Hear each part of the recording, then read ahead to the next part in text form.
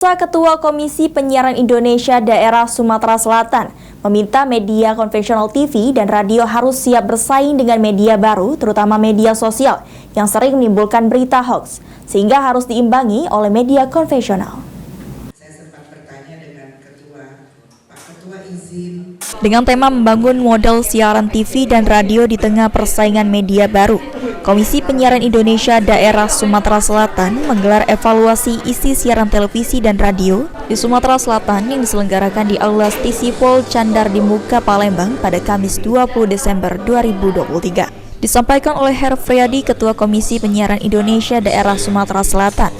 Saat ini media konvensional televisi dan radio harus siap bersaing dengan media baru, terutama media sosial yang hanya berpatokan pada Undang-Undang ITE atau Informasi dan Transaksi Elektronik. Sementara media konvensional berpatok pada Undang-Undang Penyiaran dan diawasi oleh KPI. Namun saat ini media baru menjadi media yang paling banyak dikonsumsi oleh masyarakat, sehingga peran media konvensional saat ini bisa menetralisir berita hoax yang sering ditimbulkan oleh media baru, agar masyarakat dapat memahami bahwa media konvensional sebagai rujukan sumber informasi pertama. Sudah muncul media baru yang dalam tanda kutip media baru ini hanya berpatokan pada Undang-Undang ITE, sementara radio dan TV dia ada Undang-Undang Penyiaran. Di dalam Undang-Undang Penyiaran juga ada KPI. Di dalam KPI tugasnya adalah membuat pedoman perilaku penyiaran. Ada yang namanya P3SPS, pedoman perilaku penyiaran dan standar program siaran yang harus dipatuhi oleh lembaga penyiaran. Nah, ini kita belum selesai dengan penataan itu, sudah muncul media baru yang dalam tanda kutip tidak begitu banyak bicara soal pertanggungjawabannya.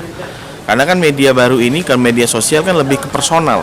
Tapi kalau media konvensional itu jelas ada lembaga hukumnya begitu ya, ada PT perusahaannya, legalitasnya jelas sehingga dipertanggungjawabkan isinya. Tapi kalau media baru kan kita tidak tahu bagaimana kemudian itu. Makanya ini tapi media baru hari ini disukai oleh masyarakat dan banyak dikonsumsi oleh masyarakat. Nah, ini yang perlu kita duduk bareng supaya paling tidak bisa menetralisir misalkan penyebaran hoax yang sering terjadi di media baru. Makanya dinetralisir oleh apa? Oleh media-media konvensional supaya masyarakat bisa paham bahwa rujukannya ya media konvensional yang bisa menjadi sumber informasi pertama.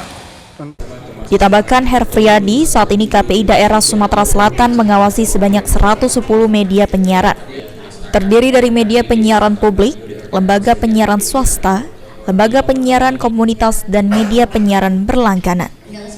Eki Saputra, PAL TV.